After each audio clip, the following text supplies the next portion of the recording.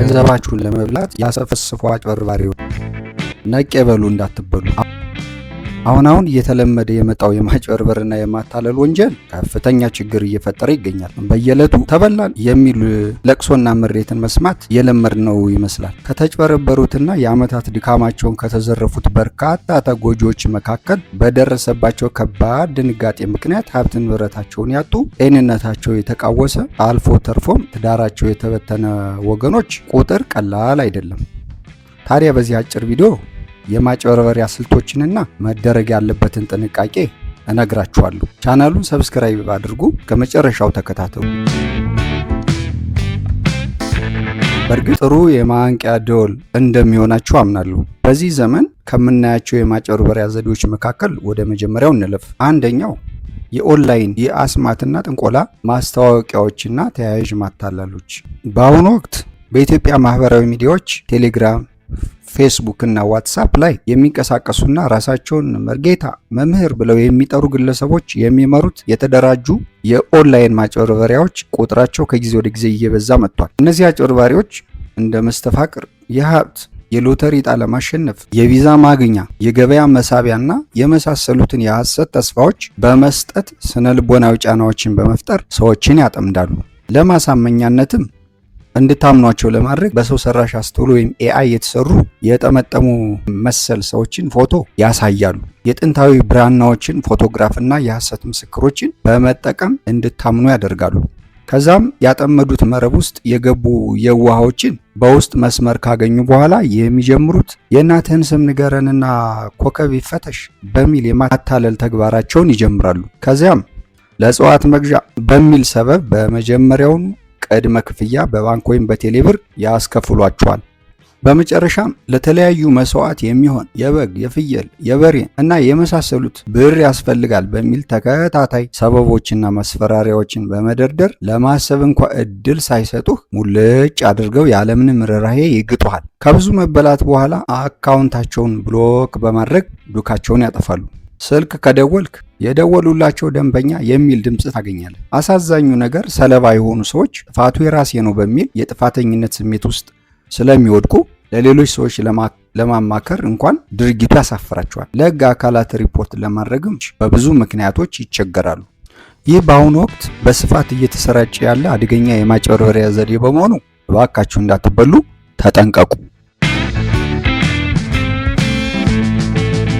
አሁን ደግሞ ወደ ሁለተኛው የማጭበርበሪያ መንገድ እንለፍ። በማህበራዊ ሚዲያ አሁኑኑ ይግዙ የሚል የሐሰት ሽያጭ ማስታወቂያ በፌስቡክ፣ በቴሌግራም እና በቲክቶክ ላይ የሚንቀሳቀሱ አሁኑኑ ይግዙ ባይ ናው የኦንላይን ገበያ ማስታወቂያዎች ማራኪ ምስሎችንና እጅግ አነስተኛ ዋጋ በመጠቀም ሸማቾችን የሚያማልሉ ስልታዊ ማጭበርበሪያዎች እየሆኑ መጥተዋል። ታዲያ የአጭበርባሪዎቹ ስልት ማሳሳቻ ምስሎች ከውጭ ሀገር ታዋቂ ድረገጾች ላይ የተወሰዱ የዘመናዊ አልባሳት፣ ጫማዎች፣ ኤሌክትሮኒክስ አልፎ ተርፎም የመኪናና የቤት ኪራይ ማራኪ ምስሎችን ያጋራሉ። በመቀጠልም በውስጥ መስመር እንዲያናግሯቸው ካደረጉ በኋላ እቃው ፈላጊ ስለበዛበት ለብቻው ተለይቶ ይቀመጥላችሁ በሚል እስከ 100% የሚደርስ ቅድመ ክፍያ በባንክ ወይም በቴሌብር እንድትከፍሉ ይጠይቋችኋል። የሚፈለገውን ገንዘብ ከተቀበሉ በኋላ ደንበኛውን ወዲያውኑ ብሎክ ያደርጋሉ። ስልካቸውንም ዘግተው ሙሉ በሙሉ ይሰወራሉ። አንዳንድ ጊዜ እጅግ ጥራት የሌለውና በማስታወቂያ ከለጠፉት ጋር ፈጽሞ የማይመጣጠን ሌላ ዕቃ ሊልኩላችሁ ይችላል።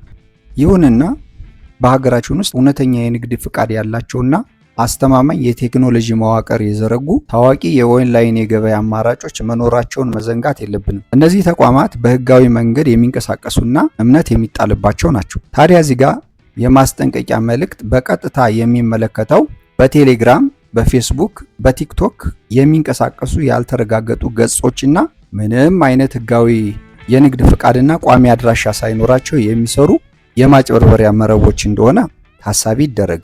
እውነተኛውንና ህጋዊውን የኦንላይን ገበያ ካልተረጋገጡት የማህበራዊ ሚዲያ ገጾች በጥንቃቄ በመለየት ራሳችሁን ጠብቁ። ሶስተኛው የማጭበርበሪያ መንገድ የውጭ ሀገር የስራ ዕድል ወይም ቪዛ ሽያጭ ጋር ይያያዛል። በኢትዮጵያ በስፋት የሚታየው ይህ ማጭበርበሪያ በአካባቢ ደላሎችና በቴሌግራም በሚሰራጩ ማስታወቂያዎች በመታገዝ ወደ መካከለኛው ምስራቅ እና አውሮፓ ለመሄድ የሚፈልጉ ወጣቶችን የሚያጠምዱበት የአሶች መያዣ ወጥመድ ነው። አጭበርባሪዎቹ ነፃ ቪዛ ለመሸጥ በሚል ሰበብ ከ100,000 እስከ ግማሽ ሚሊዮን ብር የሚደርስ ከፍተኛ ቅድመ ክፍያ ይቀበላሉ። ከዛም ይጠፋሉ። ወንጀሉን በሚፈጽሙበት ጊዜ የተለያዩ ስነ ልቦናዊ ታክቲኮችን ይጠቀማሉ። ተጎጂዎች በፍጥነት ውሳኔ እንዲሰጡ ለማስገደድ የቀረው ክፍት ቦታ ወይም እድል በጣም ውስን ነው፣ እየሞላ ስለሆነ አሁኑኑ ክፈሉ የሚል የሐሰት ወሬ ያሰራጫሉ። ገንዘቡን ሙልጭ አድርገው ከሰበሰቡ በኋላ አድራሻቸውን ያጠፋሉ። አልፎ አልፎ ደግሞ ህገወጥ በሆነ መንገድ በቱሪስት ቪዛ፣ ልብ በሉ በስራ ቪዛ ሳይሆን በቱሪስት ቪዛ ሰዎችን ወደ ውጭ ሀገር ይልካሉ። ተጓዦች መዳረሻ ሀገር ላይ ሲደርሱ ቪዛው ስራ ለመስራት ስለማይፈቅድላቸው ህጋዊ ባለመሆናቸው ለከፍተኛ እንግልት፣ ስራ አጥነትና ለተለያዩ የህይወት አደጋ ይጋለጣሉ። አራተኛው የሐሰት ኤንጂኦ፣ ቻሪቲ እና የስኮላርሺፕ የማጭበርበር መንገዶች። ይህ አይነቱ ማጭበርበር የተሻለ የትምህርት እድል የመፈለግ ጉጉትና የስራ ፍላጎት ላይ የሚቀልድ አደገኛ የዲጂታል ድራማ ነው። አጭበርባሪዎች የታወቁ ዓለም አቀፍ ተቋማትንና መንግስታዊ ያልሆኑ ድርጅቶችን ወይም የኤንጂኦ ስም አርማ በመኮረጅ ለነጻ ትምህርት እድል ተመርጠዋል ወይም በከፍተኛ ደሞዝ ተቀጥረዋል የሚል ልብ የሚነኩ ማራኪ መልእክቶችን ይልካሉ። በመቀጠልም ይህን አስደሳች ዜና ተከትሎ ወደ ገደለው እንዲሉ የሰነድ ምዝገባ፣ የቅጥር ፎርም መሙያ፣ የህክምና ምርመራ ወይም ቪዛ ማስኬጃ በሚል ሰበብ ክፍያ እንድትፈጽሙ ትጠየቃላችሁ። በዚህ መንገድ ገንዘባችሁ ይበላል። አምስተኛው ደግሞ የማጭበርበሪያ መንገድ የሐሰት የአገር ውስጥ የስራ ዕድል ማስታወቂያዎች ወይም ፌክ ጆብ ኦፈርስ።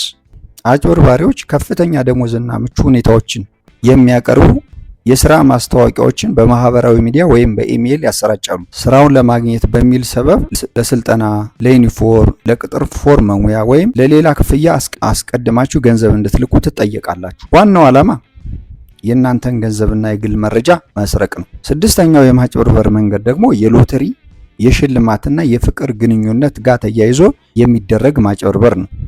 ይህኛው ስልት የሰዎችን ስሜትና የገንዘብ ፍላጎት እንደ ክፍተት በመጠቀም የሚሰራ የማጭበርበር ዘዴ ነው። በዚህ መሰረት ያልተሳተፋችሁበትን ሎተሪ ወይም ውድድር አሸንፋችኋል የሚል መልእክት በስልክ በኢሜይል ወይም በማህበራዊ ሚዲያ ይደርሳችኋል። ታዲያ ሽልማቱን ለመውሰድ ግን የማስተላለፊያ ክፍያ፣ ታክስ ወይም የሰነድ ማረጋገጫ በሚል ሰበብ አስቀድማችሁ ገንዘብ እንድትከፍሉ ያደርጓችኋል። ከዛም አድራሻቸውን ያጠፋሉ። የፍቅር ግንኙነት ማጭበርበር የምንለው ደግሞ አጭበርባሪዎች በማህበራዊ ሚዲያ ወይም የፍቅር ጓደኛ መፈለጊያ መተግበሪያዎች ላይ የሐሰት ፕሮፋይል በመለጠፍ ከእናንተ ጋር የጠበቀ ግንኙነት ይመሰርታሉ። ሙሉ በሙሉ የእናንተን እምነት ካተረፉ በኋላ ድንገተኛ የጤና ችግር ወይም የጉዞ ወጪ ወይም የንግድ ኪሳራ አጋጠመን በማለት የገንዘብ እርዳታ እንድታደርጉላችሁ ይጠይቃሉ። ከዚያም አድራሻቸውን ያጠፋሉ። በዚህ በርካቶች ተበልተዋል፣ ልባቸውም ተሰብሯል። እናም ከእንደዚህ አይነት ማጭበርበር ራሳችሁን ጠብቁ። ሰባተኛውና የመጨረሻው የማጭበርበሪያ መንገድ ደግሞ የሞባይል ባንኪንግ ላይ የሚታዩ ማጭበርበሮች ወይም ጥቃቶች ናቸው። ወደ ስልካችሁ ይደወላል፣ እናንተም ታነሳላችሁ። ደዋዩ ሄሎ ጤና ይስጥልን ብሎ ራሱን የኢትዮጵያ ንግድ ባንክ፣ የኢትዮ ቴሌኮም ወይም የሌሎች ታዋቂ ባንኮች የደንበኞች አገልግሎት ባለሙያ አድርጎ በከፍተኛ ትህትና ያስተዋውቃችኋል። ነገር ግን ከጥሪው ጀርባ አካውንታችሁን ሊያጥብ ያደፈጠ ሌባ ነው። እነኛ አጭበርባሪዎች የእናንተን አመኔታ ለማግኘት መረጃን ለመስረቅ የሚከተሉትን ሰበቦች ያቀርባሉ። የመጀመሪያው የባንክ ሲስተም እያሻሻልን ስለሆነ አካውንታችሁ እንዳይዘጋ የሚል ማስፈራሪያ ያሰሟችኋል። ወይም ደግሞ እንኳን ደስ አላችሁ የሽልማት እድል ስለደረሳችሁ የሚል የሐሰት ብስራት ይነግሯችኋል። ወይም የማጭበርበሪያ ሊንክ በጽሁፍ መልእክት ኤስኤምኤስ የሚልኩና የባንክ አካውንት መረጃችሁን እንድታስገቡ የሚጠይቁ የሐሰት ማስፈንጠሪያዎች ይልካሉ። በመጨረሻም አካውንታችሁ ላይ ያለውን ገንዘብ ሙልጭ አድርገው ይወስዳሉ። ለምሳሌ ደዋዮቹም የሚከተሉትን ሚስጥራዊ መረጃዎች እንድትነግሯቸው ይጠይቋቸዋል። በኤስኤምኤስ ወይም በአጭር የጽሁፍ መልእክት ባለ 6 አሃዝ ጊዜያዊ ማረጋገጫ ቁጥር ወይም ኦቲፒን፣ የሞባይል ባንኪንግ ወይም የቴሌብር ምስጢር ቁጥር እንድትነግሯቸው ይጠይቋቸዋል። በመቀጠልም ገንዘባችሁን ይወስዳሉ። እንግዲህ ከዚህ ጋር ተያይዞ ባንክና የፋይናንስ ተቋማት የችግሩን ስፋትና አሳሳቢነት በመረዳት በሁል ጊዜ የጥንቃቄ መልእክቶችን በስልኮቻችን ያስተላልፋሉ። ማንኛውም ባንክ ወይም የቴሌኮም ተቋም የእናንተን የይለፍ ቃል ወይም ፒን ወይም ጊዜያዊ የማረጋገጫ ቁጥር ወይም ኦቲፒ በስልክ ደውሎ በፍጹም አይጠይቁም። እንደዚህ አይነት አሰራርም የለም። እናም ልብ በሉ። አሁን ደግሞ ሁሉም አጭበርባሪዎች የጋራ የሚያደርጓቸውንና ለእናንተ ቀይ መብራት የሚባሉትን ልንገራችሁ። አጭበርባሪዎች የሚጠቀሙበት ዘዴና ማታለያ ቢለያይም የሚጋሯቸው ባህሪያት አሏቸው። እነዚህን ምልክቶች ለእናንተ ቀይ መብራቶች ናቸው። እነዚህን ቀይ መብራቶች ካያችሁ ነቃ በሉ። የመጀመሪያው ቀይ መብራት አሁኑኑ እያሉ ካጣድፉ እና ለማሰብ ጊዜ አለመስጠት አንዱ ቀይ መብራት ነው። ይህ እድል ዛሬ ካለፈ ነገ አይገኝም እያሉ ከወተወቱ ዓላማቸው ቆም ብላችሁ እንዳታስቡ በስሜት ተገፍታችሁ ቅጽበታዊ ውሳኔና የተሳሳተ ውሳኔ እንድትወስኑ ለማድረግ ነው። ሁለተኛው ቀይ መብራት ደግሞ በአጭር ጊዜ ውስጥ ተኝተው ሚሊየን የምትሆኑበት የሚል ማስታወቂያ። እዚህ ላይ ማወቅ ያለብን ነባራዊ ሁኔታ እንደዛ አይደለም። ሌላው ቀይ መብራት ቅድሚያ ክፈሉ የሚል ግትርነት፣ ምንም አይነት ዕቃ ለእናንተ ሳያስረክቡ አገልግሎትም ሳይሰጡ አስቀድሞ ገንዘብ ክፈሉ የሚል ከሆነ ነቃ በሉ እንዳትበሉ። ሌላው ቀይ መብራት ለማንም እንዳትነግሩ ይላሉ። ይህ የጥቂት ስኬታማ ሰዎች ምስጢር ነው። ለማንም እንዳትነግሩ ይላሉ። ይህን የሚያደርጉት ከቤተሰብ ከጓደኛ ወይም ከሕግ ባለሙያ ጋር ተማክራችሁ እውነቱን እንዳትደርሱበት ስለሚፈልጉ ነው። ሌላው ቀይ መብራት ሕጋዊ ማስረጃ ወይም ፍቃድ እና አድራሻቸውን ስጠይቋቸው ስበብ አስባብ እየፈጠሩ ለመሸሽ ይሞክራሉ። ታዲያ ያኔ ነቄ በሉ። ሌላው ቀይ መብራት ደግሞ የቅንጦት ኑሮ በሐሰት ማሳየት። በማህበራዊ ሚዲያ ውድ መኪናዎችን፣ የዶላር ጥቅሎችንና የቅንጦት አልባሳትን በማሳየት ያማልሏችኋል። የናጠጡ ስኬታማ መስለው ለመቅረብ ይሞክራሉ። ዋና ዓላማቸው በአቋራጭ መበልጸግ እንደሚቻል ለማሳየትና ቀልባችሁ ለመያዝ ነው። ይህንን የቀይ መብራት ስታዩ ነቄ በሉ። የመጨረሻው ቀይ መብራት እኔ በአንድ ሳምንት ውስጥ ይህን ያህል ሚሊዮን አተረፉ እያሉ ምስክርነት የሚሰጡ ተከፋይ ሰዎችንና የሐሰት አካውንቶችን ያሰማራሉ። እነዚህ ሰዎች የእነሱ ተባባሪ በመሆናቸው ሌላ ቀይ መብራት በመሆኑ ጥንቃቄ አድርጉ።